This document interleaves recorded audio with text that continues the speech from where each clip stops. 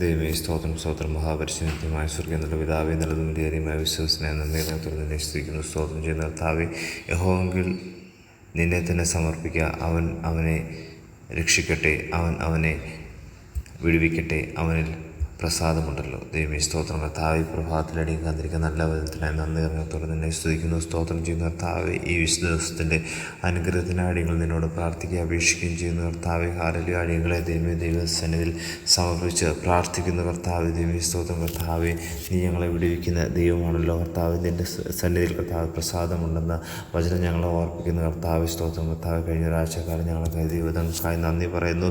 ഈ ദിവസങ്ങൾ കർത്താവേ, ഏറ്റവും വിനയത്തോടെ നിൻ്റെ സന്നിധിയിലേക്ക് അടുത്തു വരാൻ തക്കണം കർത്താവേ. ഹാലലൂയ.